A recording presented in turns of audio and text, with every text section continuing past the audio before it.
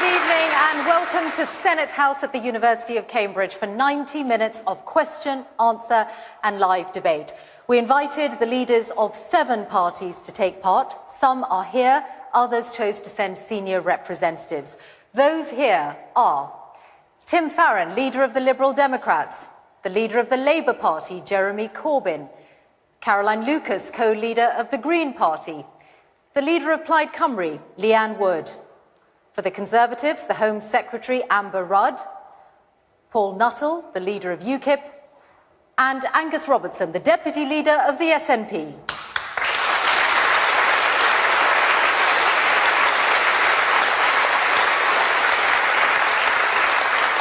Our audience was selected by a leading opinion polling company to ensure that they are representative of the country as a whole.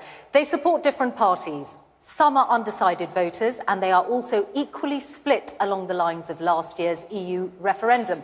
Half voted to leave the EU and half to remain.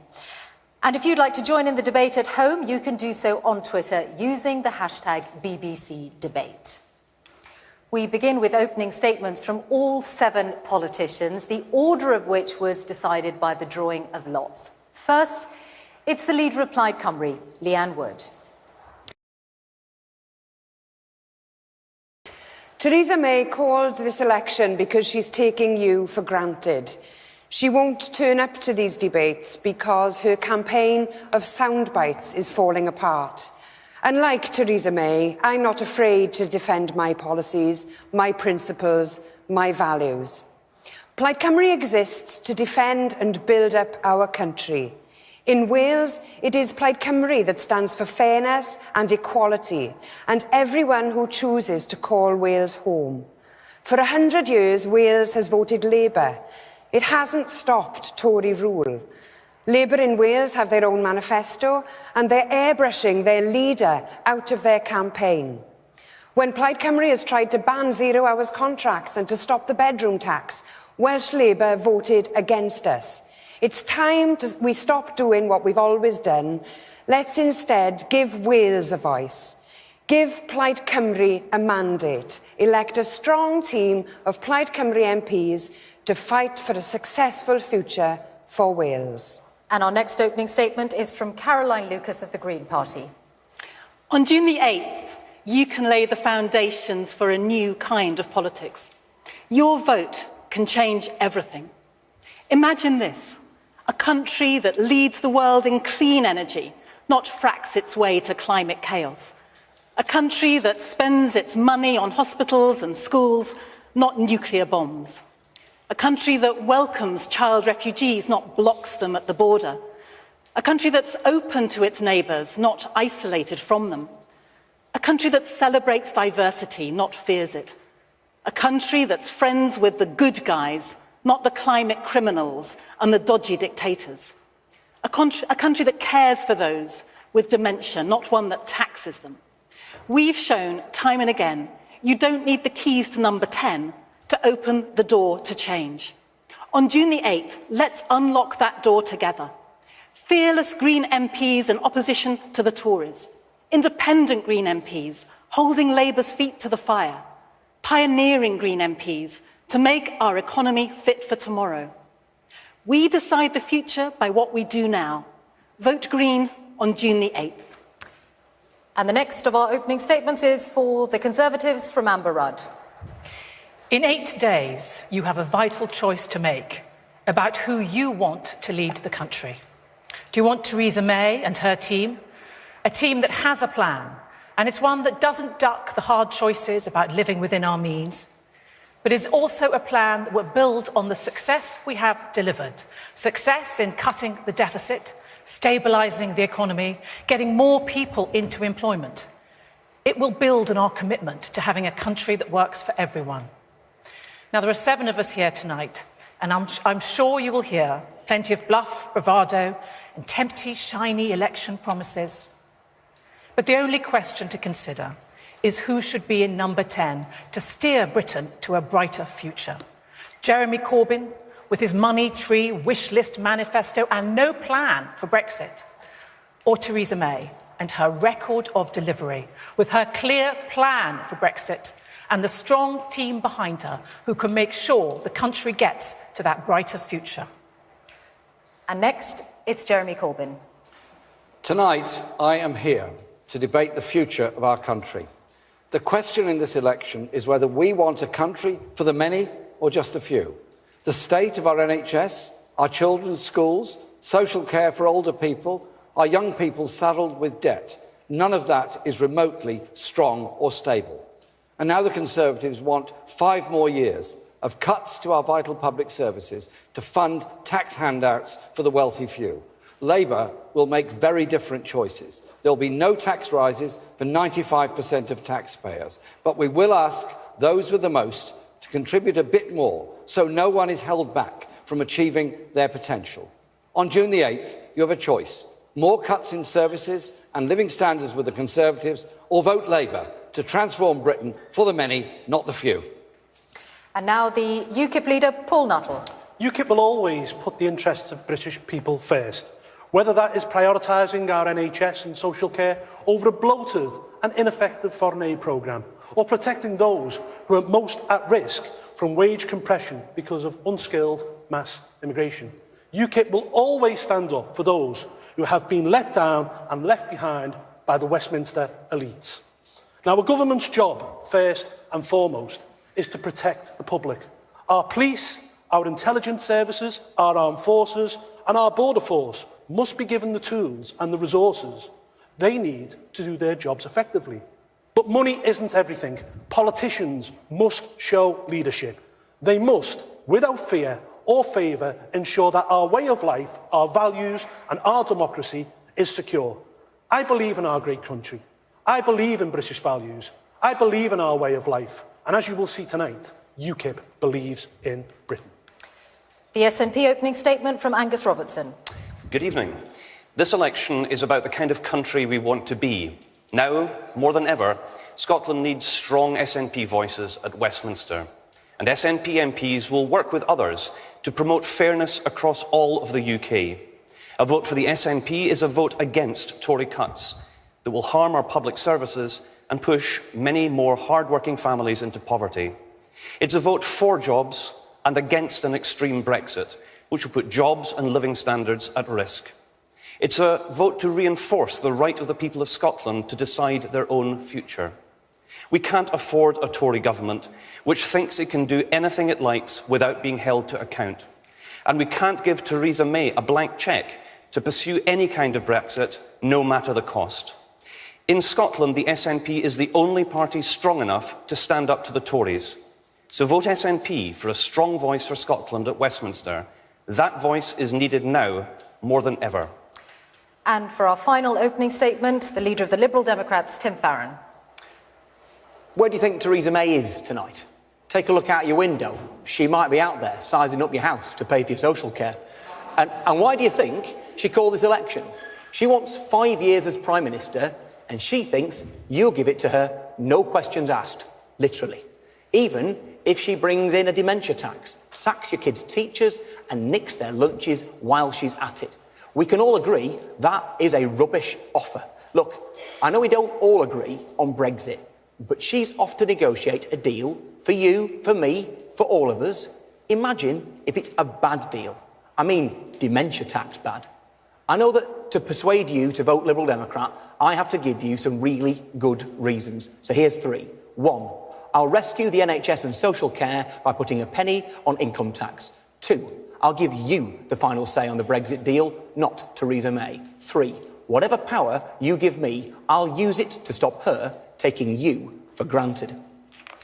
Thank you all for those opening statements.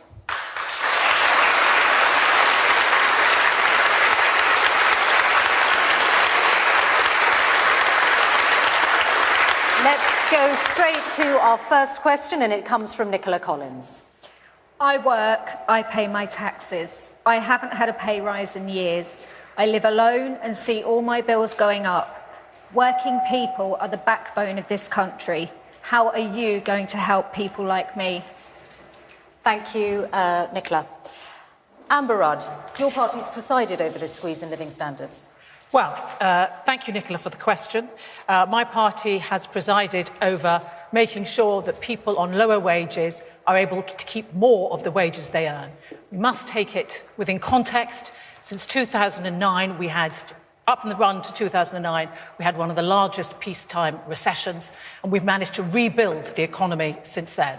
But my party is focused on making sure that we help people like Nicola, which is why we're going to continue to take people out of taxes, making sure that the amount you can earn before you have to pay tax rises to £12,500, and we're going to live within our means. Some of the offers you will hear tonight are just fanciful.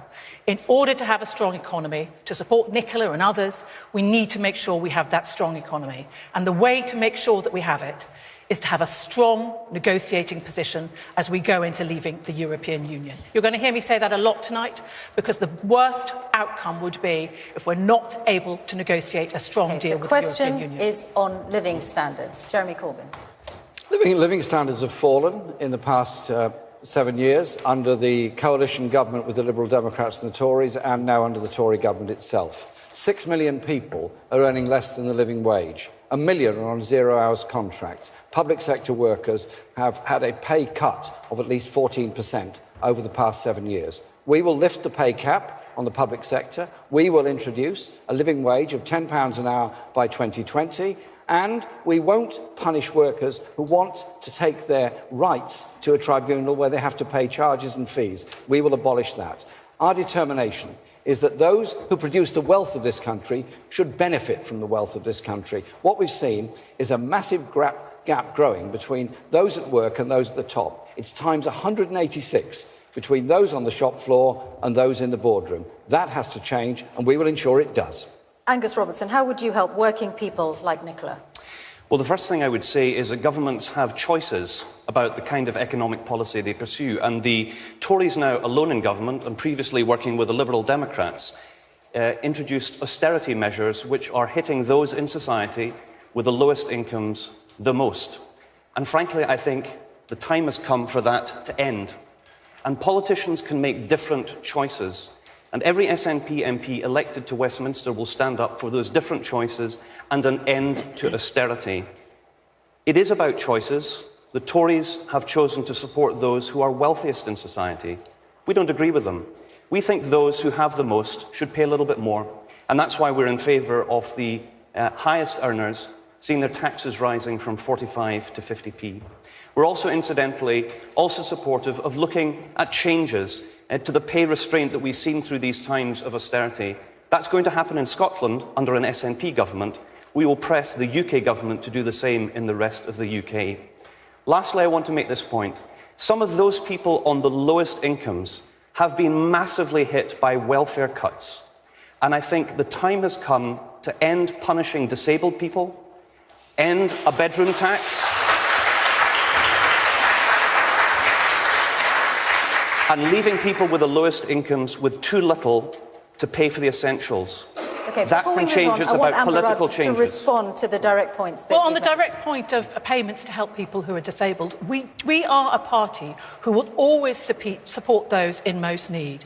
And the welfare bill for helping people on disabilities has gone up £7 billion in the past 7 years and is now at £50 billion. We will always provide that safety net where it's needed. Amber, you tried to take personal independence payments away from people with disabilities, and then you turned yourselves around in a few days on that. You're not credible on this issue. Jeremy, I know there is no extra payment you don't want to add to, no tax you don't want to rise. But the fact is we have to concentrate our resources on the people who need it most, and we have to stop thinking, as you do, that there's a magic money tree. You have to be accountable of the money you want to spend. I'd like to bring in some of the other parties. Tim Farron, you've argued for this election being about providing a good and credible opposition. Which of these parties do you think has the right economic formula for living standards? I mean, to answer Nicola's question, I mean, economics is about people. It's not about figures. It's about people's experience and how they can afford to feed their children and look after them.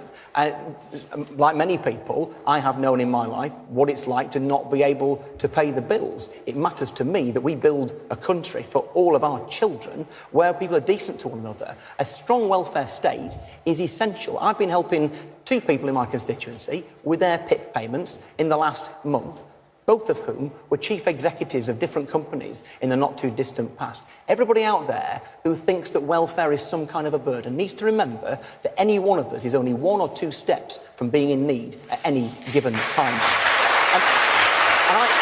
And just to answer the question specifically, what will we do? We will end the benefit freeze. Since the crash in 2007-8, the public sector pay freeze as well, but since that crash, public sector workers have probably borne the brunt of that, those cuts, whether it be nurses, teachers, doctors, social care workers. But you also need to support people to be able to go to work and have the ability to choose it. That's why we'll invest that money, $3.6 billion, into childcare for 2-year-olds, $5.6 billion for the 9-month to 2-year-olds, to make sure parents have got the ability to go out to work. Because the measure of the society that we are is whether we look after those at the Caroline bottom end. Lucas of the Green Party. Well, I want to come back to Nicola's point, because I think the situation that you described, Nicola, is something that people feel up and down this country.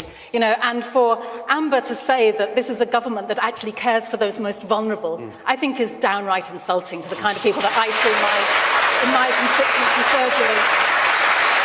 You know, I see letters from a man who can't actually get into the surgery because he hasn't got his mobility scooter, and he hasn't had it for 6 weeks because the DLA payment going on to PIP has now been delayed. He is just stuck there. You know, I think there is just simply not a recognition from this government about the pain that it is inflicting on some of the most vulnerable people in our society. And it is a matter of political choices, because we are the 5th biggest economy in the world, and yet we are a country that has 4 million children living in poverty. We are a country where 1 million food parcels were given out last year. That is just simply quite wrong. And so the Green Party is quite upfront about saying we would make those with the broadest shoulders pay more. We would reverse the changes in corporation tax, which has allowed Theresa May to come up with this vision of the country as some kind of bargain basement tax haven. You know, corporations should be paying their way as well.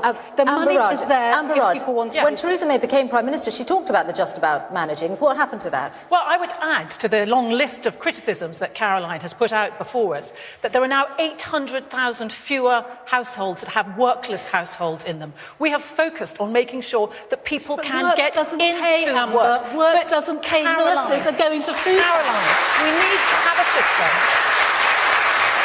You cannot ignore the fact that over the past 7 years there have been another 3 million people that have got into jobs. You attack the reductions in corporation tax. You talk about corporations, I talk about jobs. What we need to have is the investment to make sure that people can get those jobs, so they can have the dignity of the jobs, so they can feed their family and they can work and achieve. What kind of jobs? Nice try. I can see why they sent you on Theresa hang on, May. Tim Farron. 2 people haven't spoken yet. Leanne Wood and then Paul Nuttall. I'll come to you. I'd like to know what kinds of jobs all these extra people are in, because we know that the numbers of people on 0 hours contracts has gone through the roof. My party, Plaid Cymru, has tried in Wales on 7 different occasions to abolish 0 hours contracts, only to be voted down by the Labour government in Wales.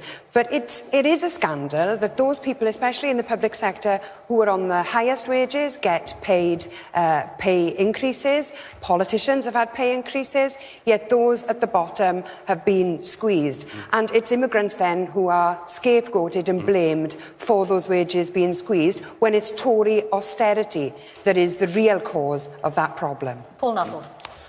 Well, wages have stagnated over the past 10 years. There's a number of reasons for that. Firstly, there was the economic crash, but secondly, we've had an oversupply of labour, and that certainly is the case in working class communities. The Bank of England have admitted that that is so. But what we need to do is we need to put more money in people's pockets, and you don't do that through the politics of jealousy or spite. What we need to do is to reduce taxation. So, for example, we propose that we would scrap VAT on fuel bills and do away with green levies, which will put £170 extra back in your pocket per annum. We would also raise the personal allowance to £13,500, again, because we believe that people know how to spend their money better than any government. And as for corporation tax, no, we want to see corporation tax reduced, not raised, because if you raise it, companies will leave this country. If they leave this country, what happens then? There's less jobs, there's less leaving because taxation, of Brexit. therefore you put people out of work. I'm sorry, They're starting the to leave politics because of of spite Brexit. and jealousy does not work. Okay. Jeremy Corbyn, I'd like you to respond, please, to the point about corporation tax, because that is a risk you're taking. Paul, that is complete nonsense, if I may say so. Raising... Our corporation tax has been consistently lowered by this government with the support of the Liberal Democrats since 2010. Yeah. What we're proposing is to put it up during the lifetime of a Parliament to 26%. Yes, but that is less, may I finish? That is less than it was in 2010. And if you put that corporation tax up, you're then in a position to deal with the crisis in social care, the crisis in our NHS, properly fund our schools and not ask head teachers to collect from the parents to pay the teachers. And I would just say this, since Amber Rudd seems so confident that this is a country at ease with itself, have you been to a food bank? Have you seen people sleeping around our stations? Have you seen... Have you seen the level... Have you seen the levels of poverty that exist because of your government's conscious decisions on benefits? Jeremy, if you want... Jeremy, if you out of food banks, way to have people not using food There's bags. two of you coming at me now. I'm not sure which I'm going to take. That they can You can have take me good next. jobs Represent to go Theresa to. May. No, I'm sorry, if you want to take us back to the 1970s, then, you know, it'll be bad for the economy. Look, corporation tax in Ireland is 12.5%. Jeremy Corbyn, I'd like you to answer he's a got a big specific figure, point man. about the many... You made many spending commitments in your manifesto. They are going to cost a lot of money. You would also add to borrowing. How does that create the economy that enables more to be spent on working people who need it? Well, what we've had is a government for the past 7 years that has borrowed more, run up a greater deficit and cut public services at the same time and had the lowest growth rate of any industrial country. It isn't, the system they have is not working. What we're proposing is to raise corporation tax, yes, in order to make the funding commitments that I've already outlined, but it's also to establish a serious national investment bank to invest in infrastructure all around this country so we do get a sustainable, growing economy. We cannot go on giving money away to the very rich. This government's proposing another 60 billion in tax giveaways in the next 5 years. Instead, I say turn it round and invest in the future of all of our people. I'd like to first get Paul Nuttall on this, and then I'll come to you, Tim Farron. Businesses will leave this country, and if businesses leave the country, They're leaving there's less already tax. because of Brexit, Paul. They're leaving already Businesses because of will... Brexit. If businesses leave, there's less tax, there's less jobs, and more people will be unemployed. That's what you'll get if you vote Labour. Tim Farron. We need to tackle Nicola's concerns by being compassionate to the individual and standing up for them, but we also have to get the big choices right. The elephant in the room. The fact is, we need to remain in the single market, or else we will not be able to afford the National Health Service, social care, or any of the support we're talking about. And if Jeremy cared about having enough money to spend on those who need it the most, to raise living standards, he would not have trooped through the lobbies with the Conservatives and UKIP to trigger Article 50 and to make Britain poorer. Amber Rudd, I'm sure there will be an opportunity to debate that, but I just have to take on some of Jeremy Corbyn's fantasy economics. I mean, he has this monetary wish list in his manifesto. It's very easy to think about how you spend money.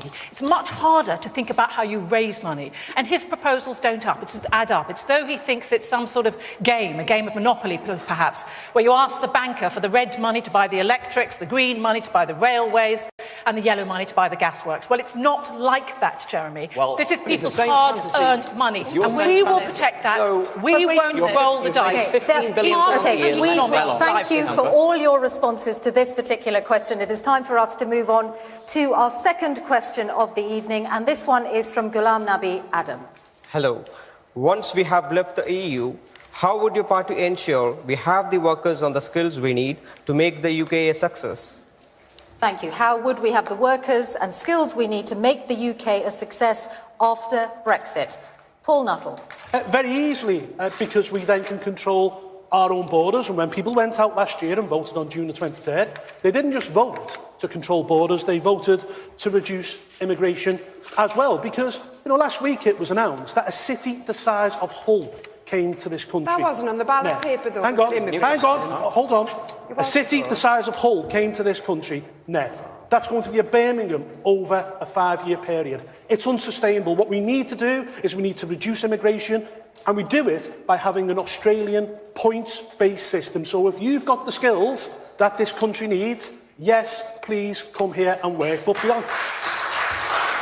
beyond that, we have to get the population under control, because if we carry on the roads we're on, we'll have a population of 80 million by the middle of this century. Now, you just think what will happen. There'll have to be a huge school building programme. There'll have to be new hospitals, new motorways, a new rail network, new houses. We're already having to build a house every 7 minutes simply to keep up with the numbers of people coming to this country. Okay, we reduce immigration, have a points-based system, it will be good for the economy and it will be good for social Can I just cohesion. take I just made a lie.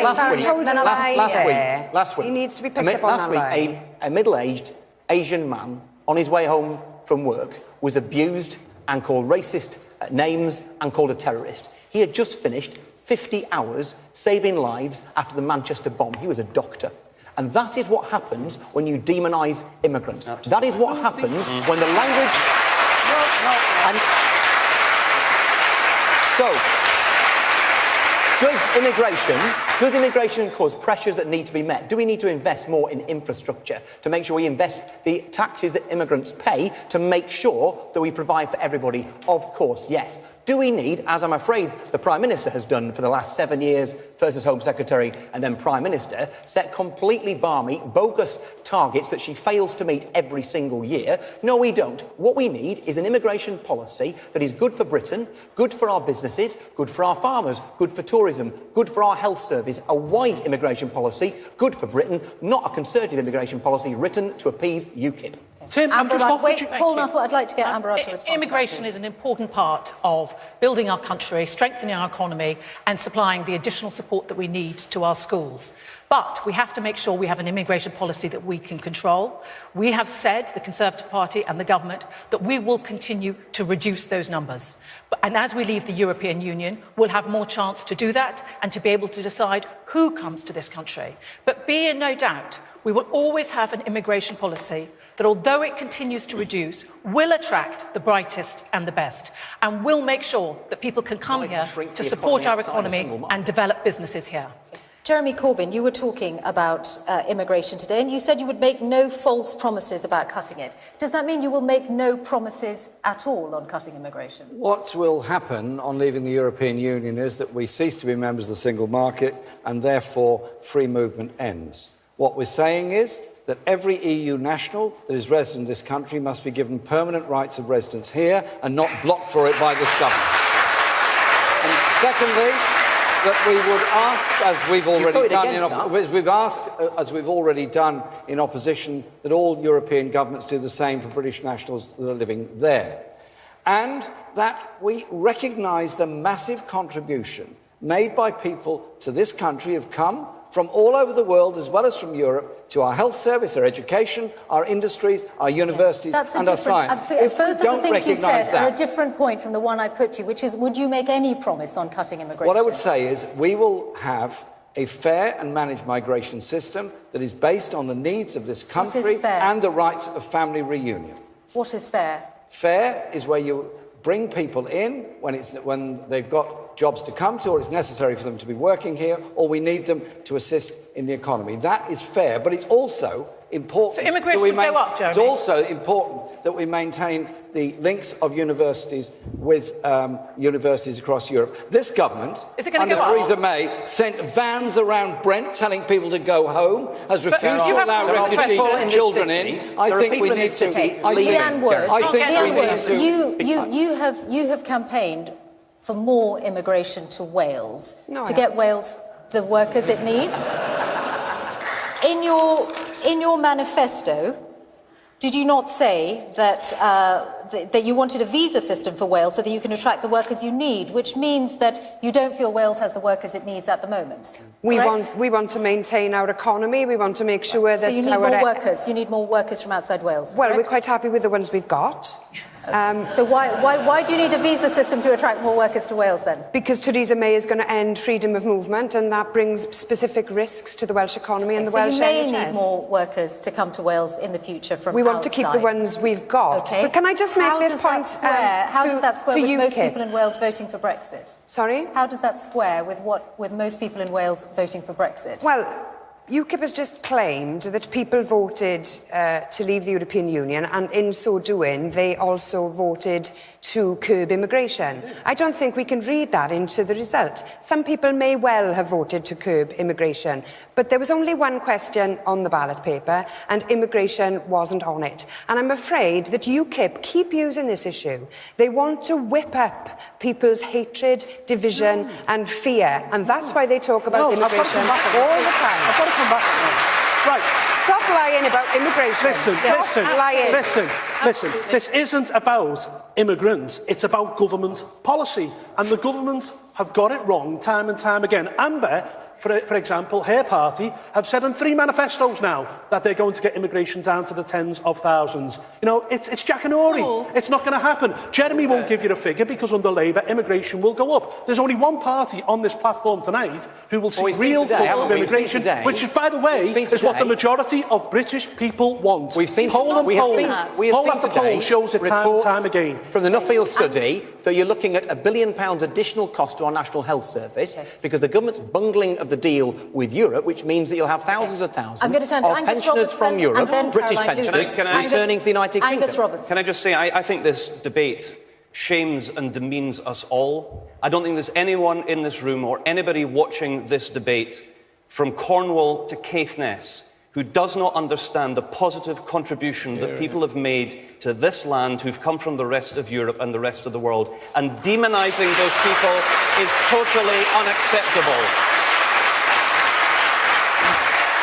Scotland's experience, Scotland's problem has never been immigration, it's been immigration. Now, it may well be the case that there are different realities in different parts of the UK. I accept that. But in Scotland, we value the contribution of people who've come to our land. We value refugees who've sought refuge in our country. And there is much, much more that we should do to make sure that people are able to stay in Scotland. But we should also be able to protect people who've come there. Okay, would you put so the any first upper thing that I would limit? do, Any upper limit on immigration to Scotland? the first thing that I would do is make sure that every EU citizen who is here is guaranteed the right to stay.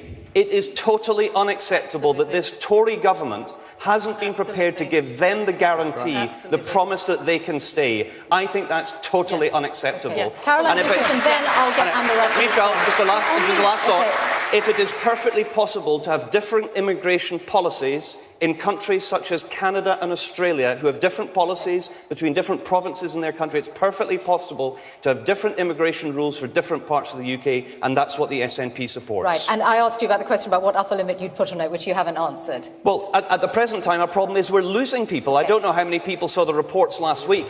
The issue for us is people are now leaving, and that will have a detrimental impact on our NHS and our public services. Well, on the subject of the right of EU nationals who've made their lives here in good faith to stay here, I just think it is unbelievably cruel to be using those lives as bargaining chips in these negotiations. The government right now could be saying those people should be able to stay right now.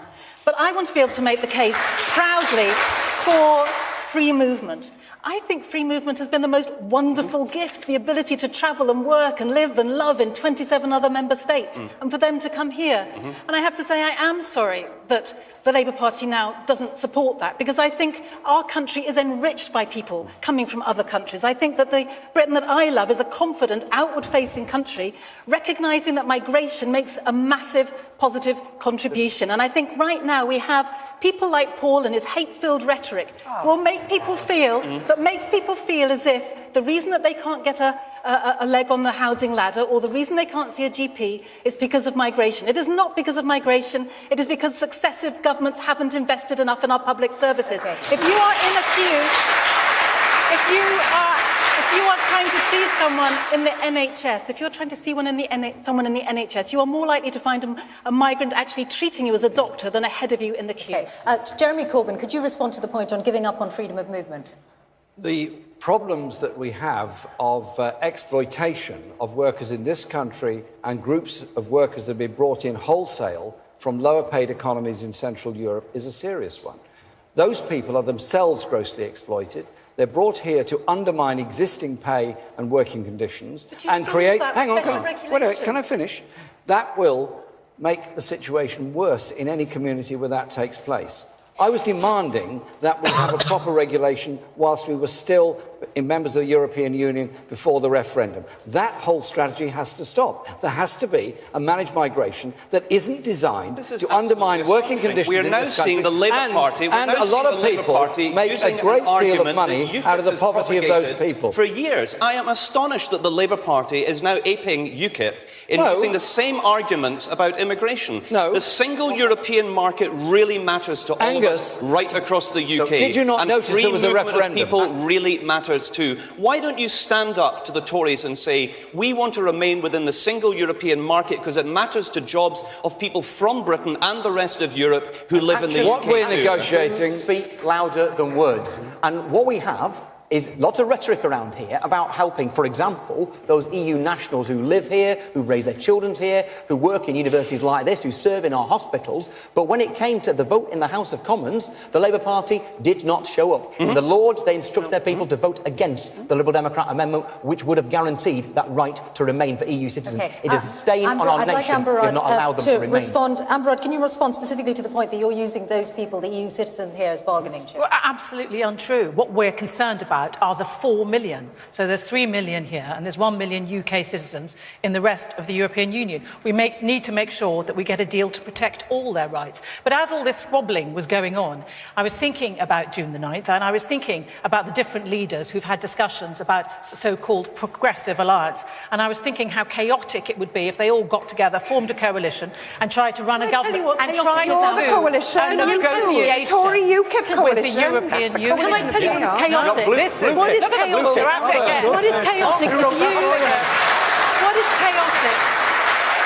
What is chaotic, Amber, is you and UKIP arm in arm. It is a sickening prospect. And you stood on a platform just about a year ago saying that you thought that Britain would be safer, stronger and better off in the EU. You did. Now, were you wrong right, then, or are you wrong now? Because we can't trust you on this. You are now hitching your wagon to UKIP. You said you wouldn't trust Boris Johnson to drive you home. What I'm consistent about, Caroline, is accepting the result of a referendum. I know that for Angus, there's no referendum result he will accept. Everyone seems to be wrong to him. But the fact is, we had this debate last year. There has been a result, and I want to make sure that we get the right result. And under Theresa May, we will negotiate. Why isn't she here to defend it herself? Why is she here? Why is she not here to defend it herself? Particular question. Thank you all very much indeed. It's time to bring in our next question. And this one comes from Rhiannon Buckley. Hi. All the parties have promised more money for our public services. Where is that money coming from, and how can we trust that your plans will add up? Thank you. Promises of money for our public services. Where does the money come from? How can we trust your plans add up? Caroline Lucas.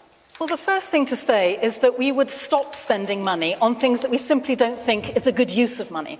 And Trident nuclear weapons would come pretty close to the top of that list. So we would scrap nuclear weapons. That would give us around 130 billion minimum over the next 30 years. We wouldn't be building HS2. We wouldn't be going ahead giving massive subsidies to Hinkley Nuclear Power Station. So first of all, the thing you do is to stop wasting money. And then you have a principle that says that those people who have more money, who have the broadest shoulders, should be giving more into our system. So essentially what we need to be doing is to be levying things like a wealth tax, looking at issues around, as I said before, corporation tax. I think it's wrong that we're going for this bargain basement tax haven. I think we should be going for a country where corporations pay their tax. But the bottom line is that this country is not a poor country. The money is in the wrong hands. There is vast inequality in this country.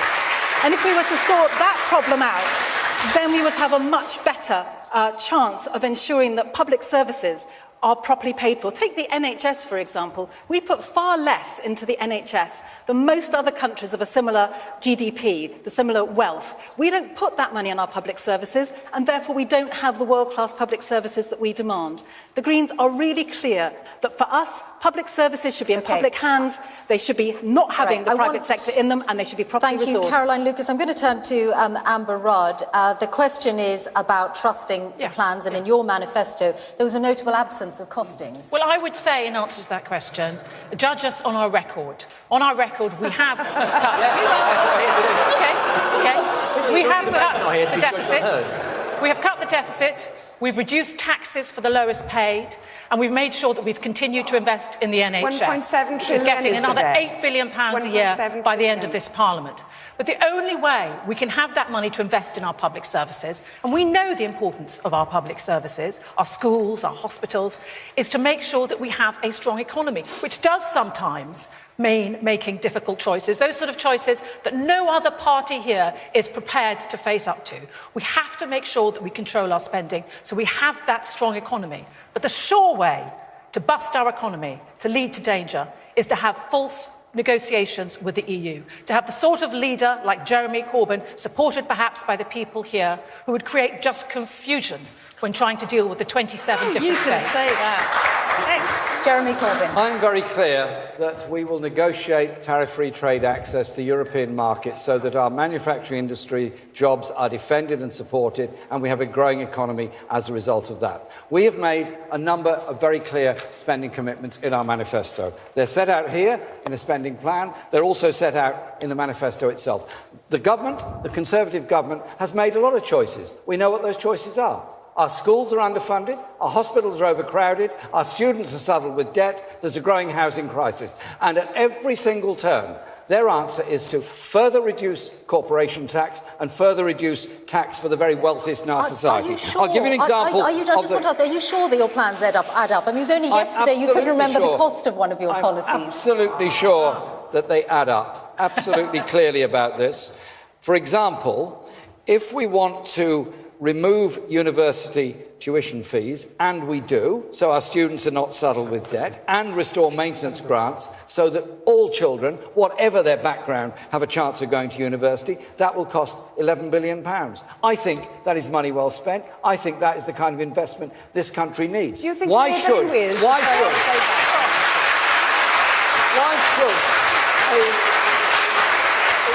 a child's future be determined by the postcode in which they're born? That's why we are determined to bring in free preschool, 30 hours a week from 2 to 4-year-olds, and make sure that every primary school child gets a free lunch every day so they can learn while they're properly fed. Jeremy, you have a Labour government in Wales and they aren't doing those things. You have a Labour government in Wales that is charging students to go to university. Yeah. Why are you saying this here when you have an example of a Labour government in Wales not doing that? And a UK government policy. So Labour's different in UK and different in Wales? It's going to be a UK policy, and it will mean that the money is made available there by increasing tax, not for the first 95% of the population, but the other 5% to ensure the funds are there. Because I am fed up with... Can I just finish? I'm absolutely fed up with the idea that so many children growing up in poorer households and poorer communities don't get the same chances as others to get to university and get on in life. They lose, and we all lose, because we lose those skilled, brilliant people that want to contribute to our community. Angus Robertson, your manifesto also included major spending promises, an extra £180 billion for public services, UK-wide. Yep, it's actually 128 billion. The different sources are rescheduling the UK's finances in 10 billion, that's 118 billion, and 10 billion in funds to be raised through taxation, largely through the 45 to 50 pence tax raise change. I'm just interested by Jeremy, following SNP policy on tuition fees. I'd like to congratulate you, Jeremy. It's a shame your party north of the border has opposed the SNP so regularly on things. But can I bring up a really serious issue, which I think has been the biggest so far in the campaign? And that relates to social care and to pensions. And I think when older people are facing the most likely prospect, which is a re-elected Tory government, sadly, and they are promising a dementia tax, an end to the winter fuel payment, and cuts to the pension, I think those people deserve to know by how much. Exactly. And they haven't been told. Now, the Prime Minister didn't have the guts to come along this evening to tell us. So I'd like to challenge... I would like to challenge Amber Rudd. I would like to challenge Amber Rudd to tell us the answer to that question now, because they must have costed it. They must know how much money that will bring in. Please tell the pensioners of this country how much they will have to pay to fund Tory austerity. How much? OK, don't give up on me quite yet, Angus. It's only halfway through the debate. Please answer Theresa the question. May not be here, but I hope to make a good fist of setting out the Conservative Party policy. Please answer the question. We've made a clear decision to make sure that we protect the poorest in our society, which means that the pensioners will be protected, that winter fuel payments won't be paid to millionaires. What's happening to the triple lock? It'll be focused. But so where will the level be put then? So where will the level be put? Under a Labour government, the pensioners saw a rise in their pensions of 85p in 1 year. Under this government, we've seen pensioners' pay rise by over £1,000. Can you now commit then to protecting the triple lock? Are you going to protect the triple lock? No, we've said very clearly. Are you going to protect the triple lock? Jeremy, have you not read my manifesto? I'm happy to give you a copy afterwards. I'd love to have one, but I'd like the answer now. Are you going to protect the triple lock? No, they're going to get rid of it, Jeremy. They're going to get rid of it. Amber Rudd, could I ask you, please, there are two specific points here. One is about the level of the cap on social care, and the other is you also haven't said at what level you'd be means testing the winter fuel payment. We have said we will consult on that, but I can tell you very clearly that the billionaires will not be given it. But Jeremy has particularly asked me about looking after pensioners, and I would like to answer that. We will always look after pensioners, ensuring they have the dignity and security in retirement. And we have made sure, we have committed to making sure that their pension will always be uprated according with earnings or inflation. That is so different to the commitment they got under Labour. This is the critical point here. Tim Farron. I don't have answers to your question. That Amber Rudd is not answering.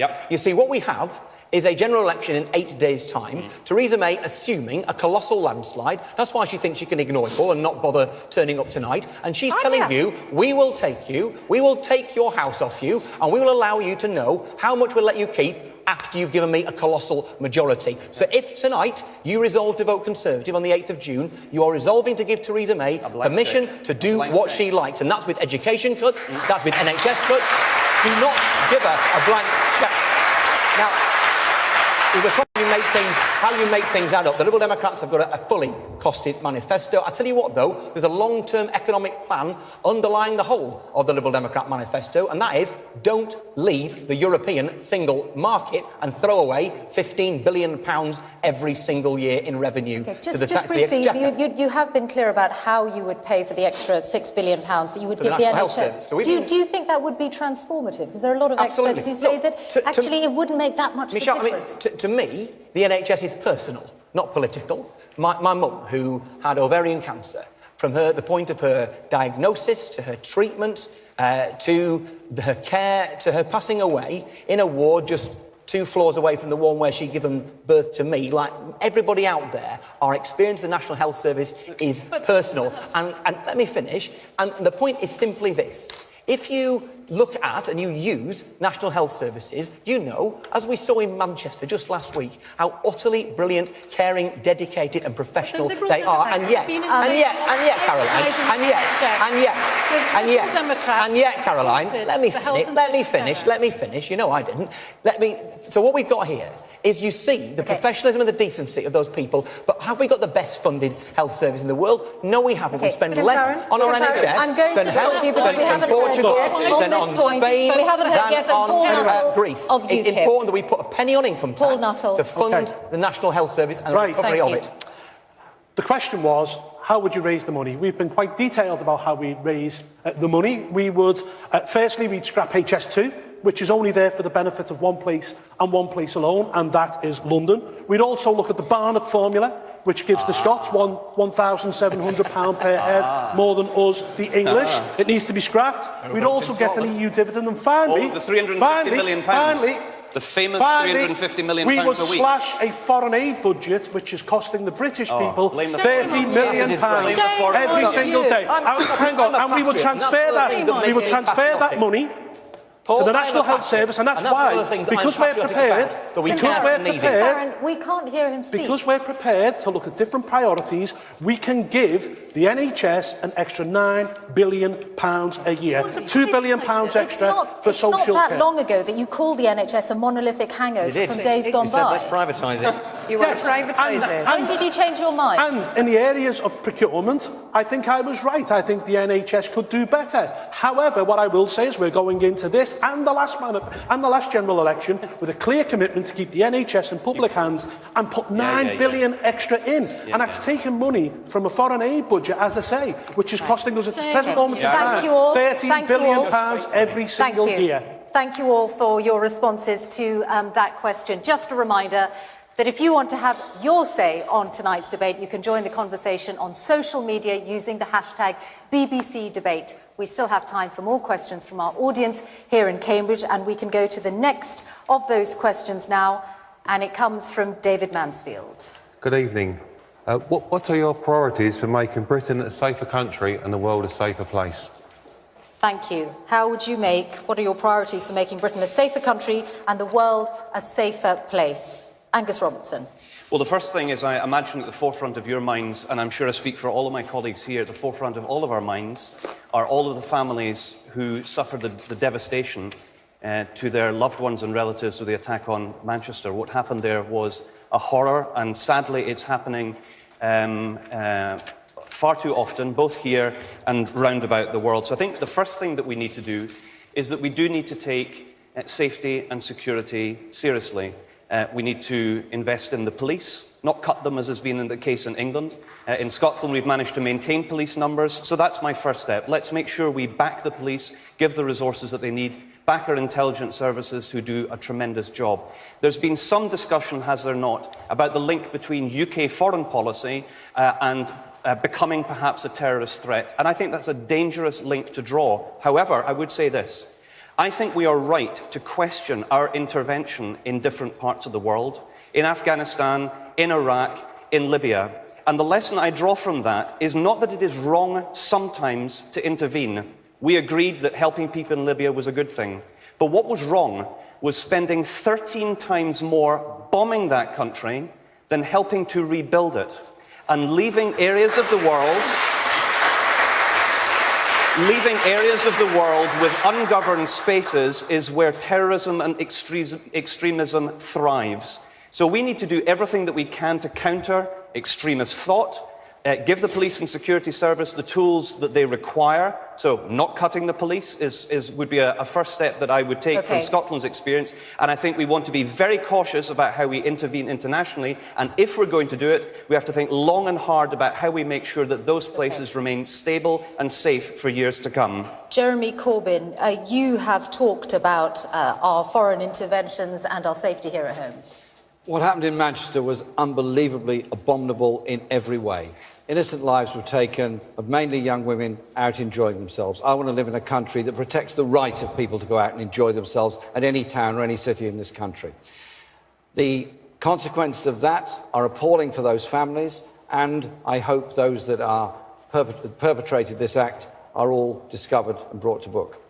But there's also a question we have to ask about the number of police officers. Under Amber Rudd's time in the Home Secretary and Theresa May before that, 20,000 police officers have lost their jobs. There are fewer police officers around than there were 7 years ago, and those cuts are going to continue. I think it's important that we restore that. What I also think, if I may say so, is the point that Angus was alluding to about terror threats and other threats to our security. There are terrorist threats, obviously. There are also cyber attacks threats, as the National Health Service discovered. It's also important that we recognise that leaving large spaces of, for example, Libya, ungoverned, leaves an opportunity for those who wish to do harm to an awful lot of people, a space in which to develop to do that harm. If you intervene somewhere, the consequences go on for a very long time. And I think we have to think it through. Police cuts, but I'm not saying... Without the police cuts, are you saying the attack in Manchester wouldn't have happened? No, I'm absolutely not saying that. The attack in Manchester happened because somebody decided that they had... they wanted to go and kill a large number of people for some perverted belief in their minds. They have to be dealt with, and those people that were under threat have to be protected. What I'm also saying is, though, it would be extremely unwise for any government to ignore, any government anywhere in the world, to ignore what is happening in Libya, where large areas are left ungoverned and very dangerous forces are arising there. What we need to do is recognise the human rights and justice of people all around the world and be prepared to support them, not just go in and bomb and do nothing about it afterwards, which is what happened in Libya. You've said, just quick point of fact before I turn to Amber Rudd. Diane Abbott has talked about 10,000 more police officers. You're saying 20,000. No, I said 20,000 have been cut by the Conservative government. Right, so you would bring we back would put 10. 10,000 more on. What I would also want to add, and I think it's important, restore. is the response of people in this country to what happened in Manchester. I was in Manchester straight after the event took place, and Tim was there as well, and Amber. The most amazing sense of community unity came together. They were not going to allow that individual who killed those people to divide our communities. They were going to be united in response to it. Thank you. And it's a really important question, because the first job of any government is to keep its citizens safe and secure. But I'm going to level with you. Since 2014, we have been at the threat level of severe, which means an attack is highly likely. As Home Secretary for the past year, I've seen the evidence, I've seen the warrants crossing my desk. I spend about 2 hours a day looking at them, seeing the real damage that some of these terrorists want to do us. The way we try to stop them is by supporting our security services and our counter-terrorism police. The best way to try and intervene in those plots is to make sure that they are well funded. And we've increased their budgets significantly since 2015, and we hope to further on. Okay, what about the ordinary police, though? How do the cuts in police numbers make us safer? No, but the fact is there were reductions in police budget because we had to make changes in order to live within our means after 2010. But the police responded incredibly well. Crime has fallen by a third between 2010 and 2015, and we've protected the police budget going forward. So government can make sure that we live within our means and protect the communities, but particularly on terrorism, if I may, we have to make sure we also have the right legislation. And I am shocked that Jeremy Corbyn, just in 2011, boasted that he had opposed every piece of anti-terror legislation in his 30 years in office. And I really think he must be held accountable for that, because I find it chilling. Can I just remind you that in 2005, Theresa May voted against the anti-terrorist legislation at that time. And she voted against it, as did David Davis, as did a number of people that are now in your cabinet, because they felt that that legislation was giving too much executive power. My opposition to anti-terror legislation isn't opposition to protecting us from terrorism. It is simply saying there must be judicial oversight over what is done in our name. You cannot give... There is judicial oversight. I'd like to get the other parties. Jeremy, you are very good at defending the terrorists. Right from the Prevention of Terrorism Act you in the cannot 1980s. Undoubtedly.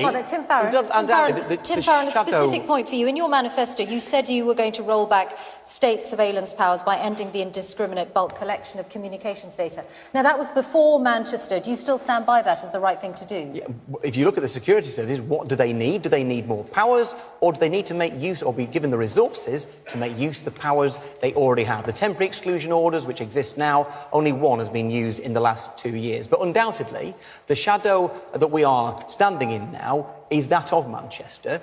And Manchester is my capital city. It matters to me. As Jeremy said, I was there the night afterwards. All 4 of my kids knew people who were in Manchester that night. And it just reminds you of how safe our police and our security services keep us, the countless times that those kinds of outrages had been prevented. So to answer the question, how do you deal with it? How do you tackle that terrorism? Well, we will give an additional £300 million to police to make sure that we deal with the community policing that is so necessary. We will also ensure that we restart engagement with communities where terrorism can be fostered, so you get on the inside to prevent it and nip it in the bud. But there is undoubtedly an international angle to this too. And here's the thing. The terrorists that hate Britain, do you know what? They hate Belgium. They hate France. They hate Germany. They hate our way of life. They hate everything that we stand for. And just as we in Manchester stood together against terrorism, and across Britain we stand together against terrorism, so we must stand together with our neighbours, not just in this continent, around the world, with shared values to fight it. And that will mean diplomacy. That will mean all sorts of things, but sometimes it will take real, serious action. Sometimes it might even mean military action. You have to do the tough thing to defeat the terrorists. Paul Nuttall. Well, it's quite clear that the war in Iraq and the bombing of Libya was fundamentally wrong, because all we were doing is we were removing, yes, evil dictators, but it was quite clear that what was going to come next was going to be even worse. But that isn't... Our foreign policy isn't an excuse for what went on in Manchester, and what politicians need to do is at least have the courage to name what it is. It's Islamist extremism. Sorry. Okay? It's Islamist extremism. But nobody sees... Let him have his. Tim, you've just had a diatribe, so, let's... Let's carry on. It's your turn for a diatribe. It's Islamist extremism. Nobody seems to have the courage to say what it is. How we solve it? Well, we put 20,000 police officers back on the beat, 4,000 more on the border force. We tighten our borders, 7,000 new prison officers, because radicalisation is rife within our prisons. And I must say, I can't believe that we've allowed 350 jihadis to return to our country from Libya and Syria. I'm sorry, if you go out and fight or support Islamic State, you should have your passport revoked and you should never be allowed back into this country. Now, what we've also got to do is look at radicalisation within our own mosques. And I will say, Amber, I think you need to look at Saudi and Qatari funding of mosques in this country. And finally, we need to get the Muslim community itself to sign up to the PREVENT programme. Only 1 out of 8 referrals to PREVENT come from within the Muslim community. We have to rebuild trust and confidence in PREVENT. You know, Paul, that the murderer last Monday was reported 5 separate occasions by the Muslim community. They want our safety as much as anybody else. Caroline Lucas. Well, thank you to David for the question, and it's an incredibly important question. And let me be very clear to begin with that people who commit the kind of atrocities like the one in Manchester are barbaric, and what they stand for is evil. But the best form of defence against attacks like that is intelligence-led policing and community engagement. And the kind of response we've just heard from Paul, which seems to suggest that the violence in Manchester was somehow representative of Islam, I think is completely outrageous. There is no more representative of Islam than the murderer of Joe Cox was representative of the wider British public. So listen, I'm deeply concerned about the police cuts we've already talked about, and it's interesting that the Police Federation warned that those police cuts could be very dangerous. But I also think it's right that we review our interventions overseas. I think it's a disservice to democracy to pretend there's no link and to close down the debate. The former head of MI5 herself has said that the invasion of Iraq exacerbated the terror threat to the UK and was, in her words, highly significant in terms of homegrown extremists. But what I want to say actually is something to Amber, because we can't solve all the world's problems, but we can at least stop adding to them. And my question is this, really, that why is Britain the second biggest arms dealer in the world? Why are we selling to 22 of the 30 countries on the government's own human rights watch list? Why did we make 10 times more in arms sales to Saudi Arabia than we gave to Yemen in aid? Amber, I genuinely wonder how you sleep. It's very nice knowing I those will make no apology for being a government that wants to defend this country. We will make sure that our defence budget is well funded. We will do that by having a strong economy. You were selling arms to Saudi Arabia. We have to make sure that we can do that by having a strong industry. Arms sales to Saudi Arabia cannot be justified on the grounds of this being good for industry. No, this is absolutely leading to many. Saudi has the right. Leanne Wood.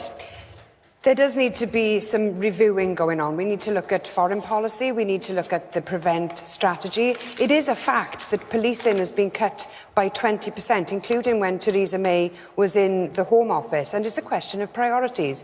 We should be investing in police and other public services. Those are the people running into the dangerous situation when everyone else is running away. And that point's been repeatedly made. When you say we should look at what we're doing, what would you do differently in terms of tackling extremism? Well, I think in terms of the cuts to public services, that's had an impact. If you just take one small example, youth work. When you had a well-funded youth service, there were youth workers available to challenge the ideology of young people if Are it you was saying going in the wrong... austerity has made us less safe? I'm saying austerity has cut youth workers and there are fewer people around to challenge the root cause, the ideology that spurs these people on. I used to work as a probation officer. Can I just finish making this point?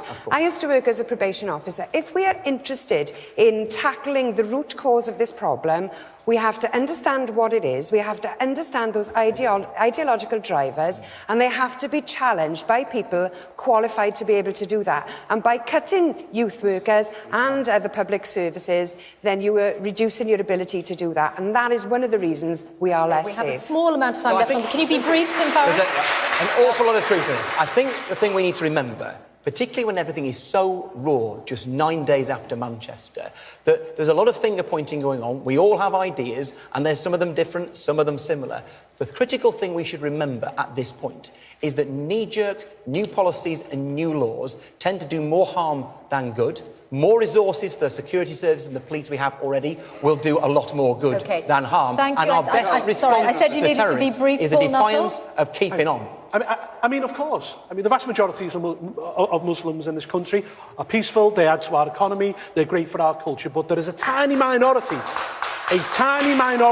within that community who hate who we are, hate the way we live, hate our democracy, and I've called it a cancer in the past. Radical Islam is a cancer and it needs to be cut out. If not, there'll be more attacks like And you haven't ruled out locking up suspected terrorists. Sorry? You haven't ruled out locking up suspected terrorists without trial. Would that really make us safer? Well, frankly, I've said nothing should be taken off the table. As far as I'm concerned, you know, when MI5 tell us that there's a possible 23,000 jihadis out there who want to do us harm, I'm sorry. They hate our freedom and our liberty. Let me finish. Not give away our freedom and our liberty. I would always put Angus Robertson and British lives over the human rights of any jihadi any day. Thank you. I remember the question was about terrorism and extremism, and you noticed that UKIP went straight for Muslims. Yeah. We remember it wasn't. It's my time to speak. It's not my time to speak. It wasn't a Muslim who shot Joe Cox, one of Jeremy's Labour MP colleagues. It was a British right-wing neo-Nazi. Who was it who gunned down kids in Norway? It was a Norwegian white racist neo-Nazi. There are all kinds of threats, and we need to combat all kinds of. Jeremy Corbyn. The response to the people of Manchester was absolutely magnificent. All communities of all faiths came together. And I utterly deplore the language that Paul Nuttall uses and the subliminal attack the whole time on people of Muslim faith in what you say. You invited Hamas. You invited Hamas to the House of Commons and called them your friends. Paul, if I may just complete a sentence. Thank you. To the House of Commons. I think we have to recognise we live in a multi-faith, multicultural society. An attack on any religion is totally unacceptable, and we should recognise that we should bring people together and have much stronger communities as a result. Thank you all. Our next question comes from Rebecca Green. President Trump is pulling out of the Paris Climate Change Agreement. How will the panellists deal with that?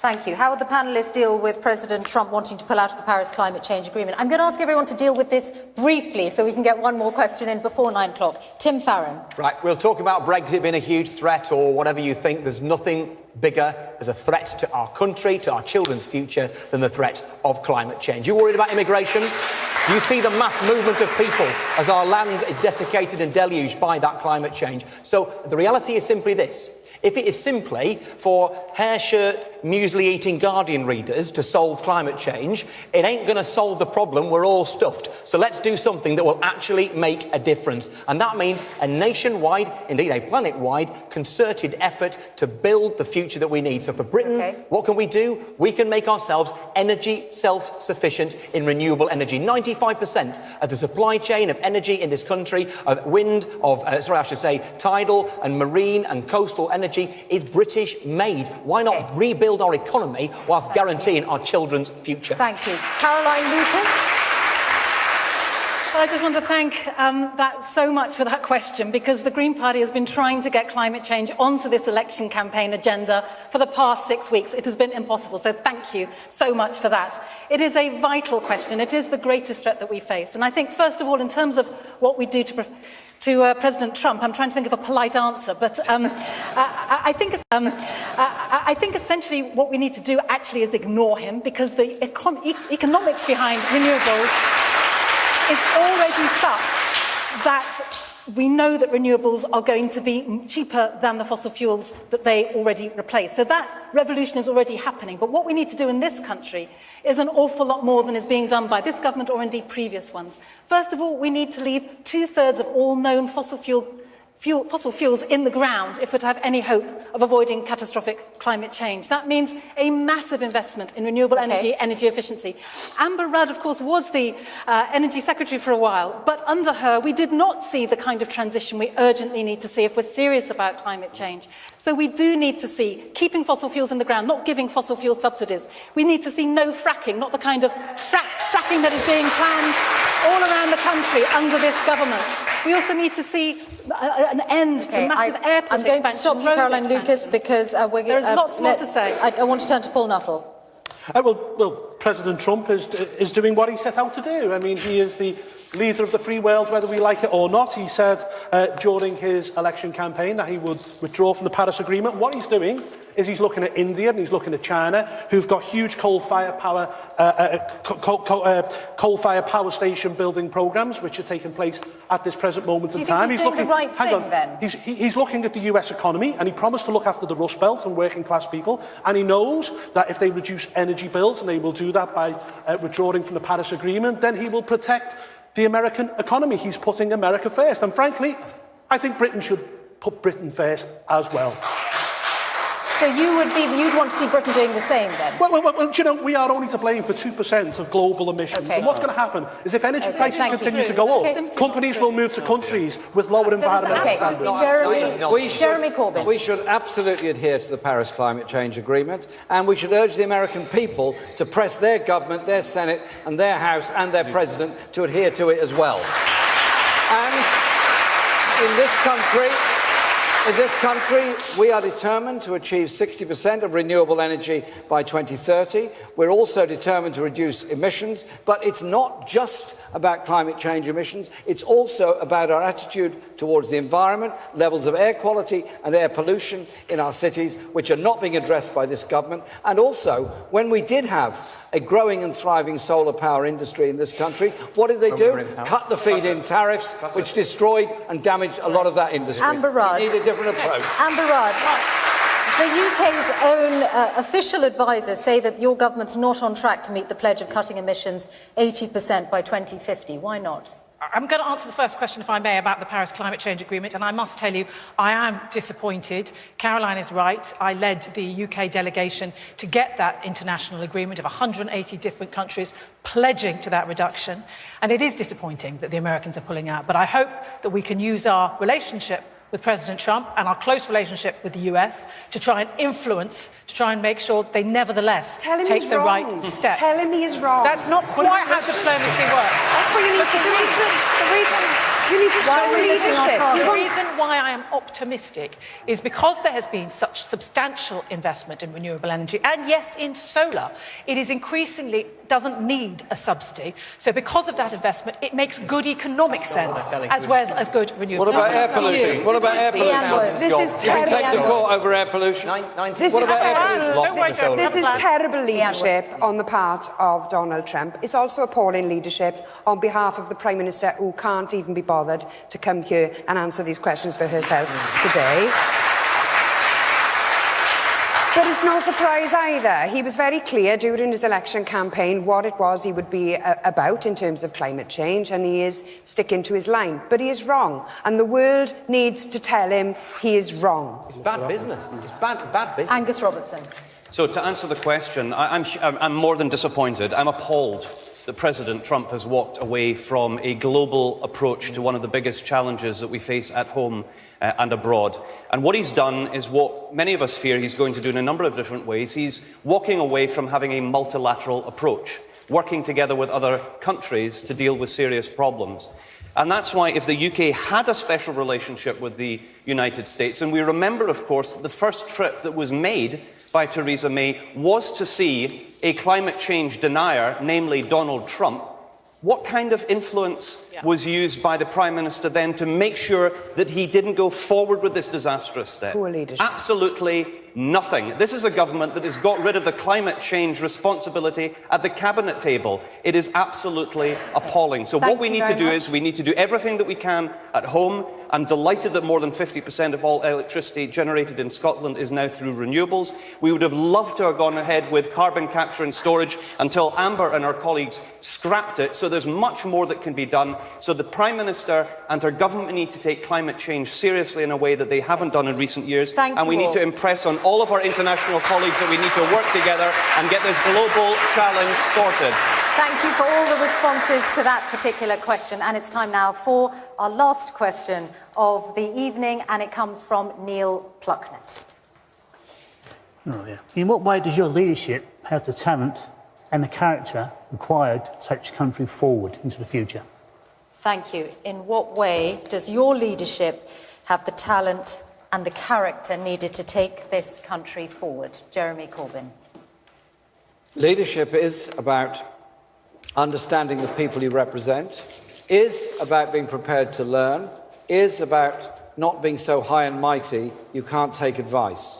It is also about bringing people with you. It is also about ensuring that your responsibilities to protect the safety and security of everybody in this country and to lead a government that cares for everybody in the country and doesn't walk by on the other side when there are people that are homeless, there are people that are starving, and we have millions of our children living in poverty.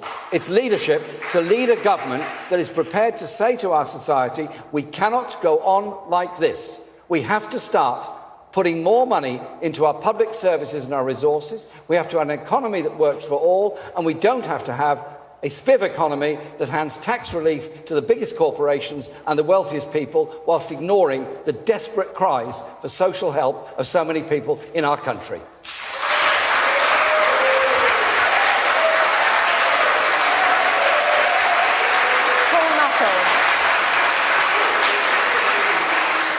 Paul Nuttall, your leadership. Well, I've never changed my stance, pretty much, on anything. I don't flip-flop. I've always been, for example, a Brexiteer. And look, you know, back when I joined UKIP, you don't join UKIP for a career. You join it because you've got principles. And our principle was simply this.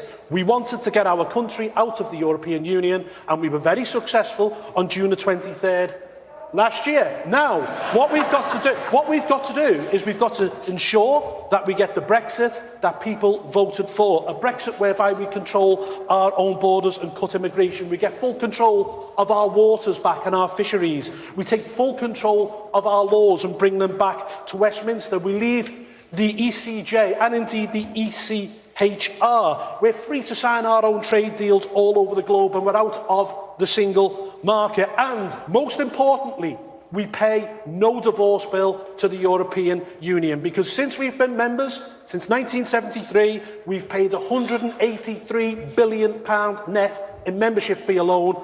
I'd be strong enough going into these negotiations. I just hope the Prime Minister is as strong. Would you refuse to pay your dues if you were going through a real divorce? Then? Sorry? Would you refuse to pay your dues if you were going through a real divorce? Well, look, listen, we have given...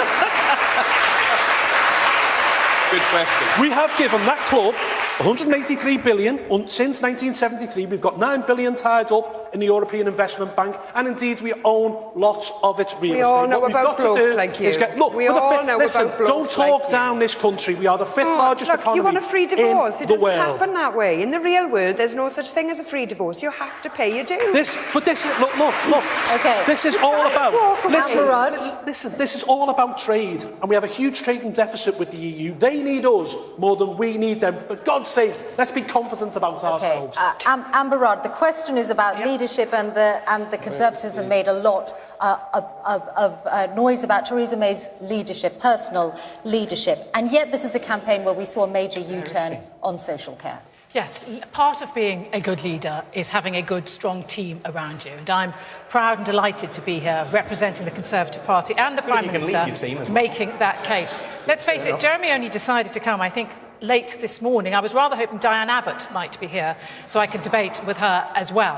What about but the Theresa fact May? is, the What happened most to her? important challenge that this government is going to have going forward is getting a good negotiation with the EU. It's going to dictate whether we have a strong economy, whether we can pay good wages to our public servants and support our public services. Theresa May has the support of her team. She has the support of whoever becomes her MPs. Jeremy Corbyn has had a no-confidence vote against him, which 4 out of 5 of his MPs wouldn't support him on. How can he go in to negotiate with 27 different countries with such a weak team and weak support behind him? Theresa May will be able to deliver for us. As Home Secretary, she delivered 35 different opt-outs. She knows how to negotiate and deliver for the European Union. She'll be the right leader for us. Okay, Jeremy Corbyn, could you respond to that point about the support of your 300,000 MPs? people elected me to lead this party, and I'm very proud to lead this party.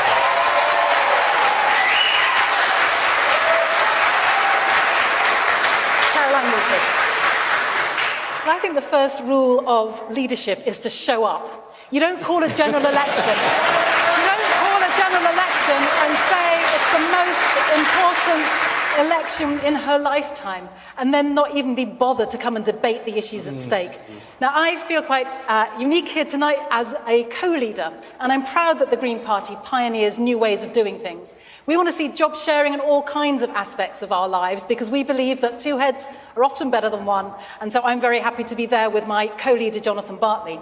But what leadership is about, it is about listening. It is about recognising that all of us have leadership qualities. And in particular, I think it's about trusting the public. And on that issue, I do not understand why this government will not allow the people to have the final say on the EU referendum. Why can we not have a ratification referendum when we see the final deal of what Theresa May or whoever it is brings back from Brussels? Why can we not trust the British people to have that final say? If they like what they see, that's great. But if they don't, the way to have another look at that is by voting Green, because we will say on that ballot paper that you should have the right to remain in the EU if that's what you choose when you see the small print. Because since this referendum was called, we have Caroline seen Lucas, so many lies told. I'm going to turn and to that's Tim why we should have Farron. another look at it and the British What are your public should do qualities it. of leadership? Well, good leaders don't run away from a debate. And Theresa May undoubtedly should be here. Without a shout, whatever we've discussed this evening, her absence is undoubtedly the shadow that hangs over this election. How dare you call a general election, then run away from the debate? The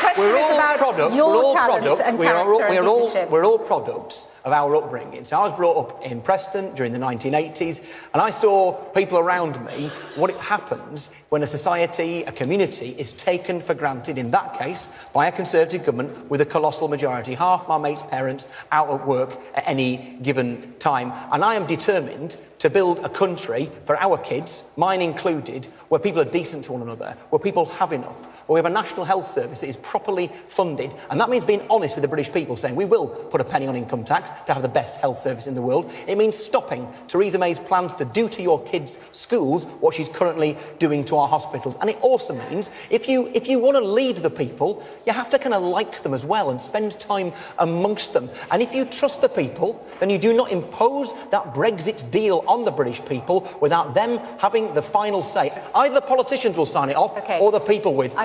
I trust the people. Okay, I just want to turn to Angus Robertson, who hasn't spoken yet in this section. So real leadership is about putting the country before you put your party. And I think we all now know that this was a totally unnecessary election, and the only reason Theresa May called it was that she thought she was going to have a massive majority as a result of it. Whatever happened to strength and stability? Where's strength and stability gone? Weak and wobbly is where we are, not so much the Iron Lady as the U-turn Queen. That is not the leadership that we require. In contrast, as leader of the SNP in the House of Commons, the third party in the House of Commons, I am proud that we have led the effective opposition when, sadly, the Labour Party has too often dropped the ball asking questions not just about things that matter to people in Scotland, but the rest of the UK, in Europe and the world. And I am confident that the SNP will be returned to Westminster as the third party, because we need to protect our country from the Tories, who sadly, I fear, are going to win this election. I am working hard to win in every single seat in Scotland, Misha. That is our plan. But I believe people in Scotland realise that it's either the SNP or it's the Tories, and whether they're Labour voters, Liberal Democrats or Greens, they understand that if they vote for those parties, they'll be doing nothing but helping Angus the Tories. Robertson, Leanne Wood. You know you're losing things here. I believe leaders should walk the walk and should be prepared to defend their politics and their policies. They should also be prepared to stick to their guns, and it's shocking that Theresa May has U-turned on so many things. There wasn't going to be an election. Now there's an election. There wasn't going to be a tax on the self-employed, or there was going to be a tax on the self-employed, and then it was abolished. And then there's this latest U-turn on the dementia tax. So I'm not one for U-turns. Plaid Cymru will stick to our manifesto promises, and Plaid Cymru will lead for Wales. Thank you.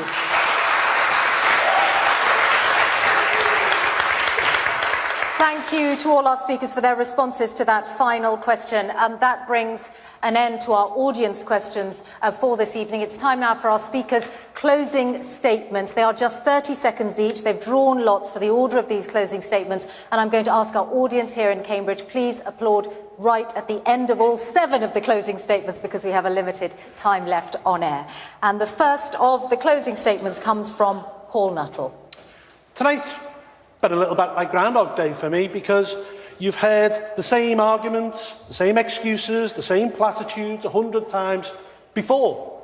UKIP will always be the outsider in British politics. It'll be the one that the Westminster elites and the establishment media want to mock and ridicule. But we have been proven right. Proven right on Brexit, proved right on immigration, proved right on grammar schools, proved right on protecting our police and security services. On June the 8th, it's your decision, your country, your vote. Vote UKIP. Caroline Lucas, co-leader of the Green Party. Tonight, this country stands at a crossroads, and the choice is stark. You can stand up for what really matters, values of openness, tolerance and compassion, or you can turn inward to isolation, division and hate. You know, one more MP from the other parties makes no real difference. But more Green MPs would be truly transformative. On June the 8th, I urge you, don't look back. Choose what kind of future you really want. Vote for change, vote Green, and together, let's build a caring and a more confident Britain. Jeremy Corbyn. Tonight, we've seen the real choice facing our country between a Labour government and a Conservative government.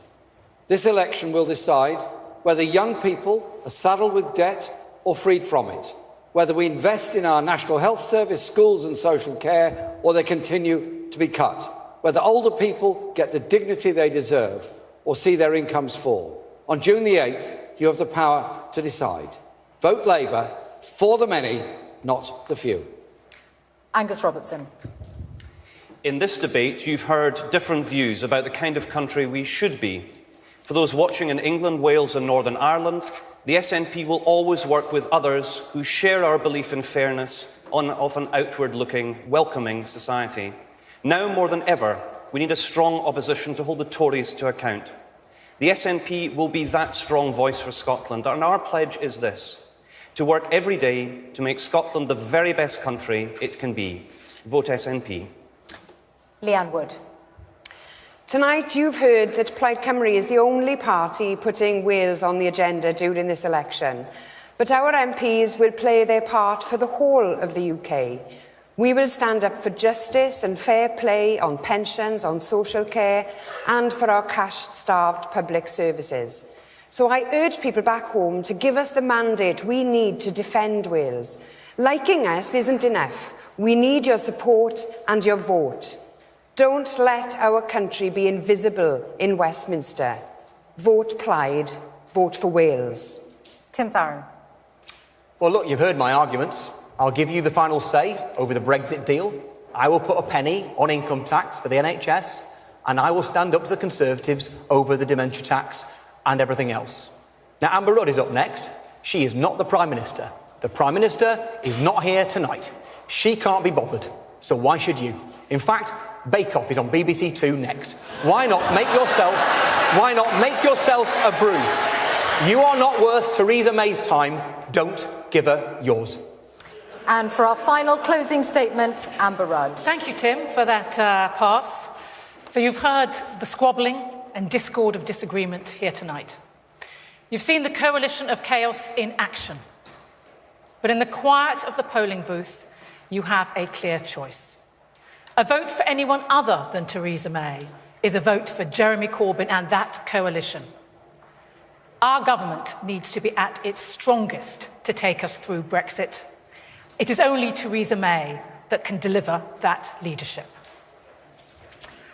Well, thank you all. There is going to be live reaction to tonight's debate on the BBC News channel, and on Friday, Jeremy Corbyn and Theresa May will be taking part in a special edition of Question Time from York. I'd like to thank all our audience here in Cambridge, especially those whose questions were used tonight, and to all of you watching at home, and indeed to the 7 politicians who took part tonight.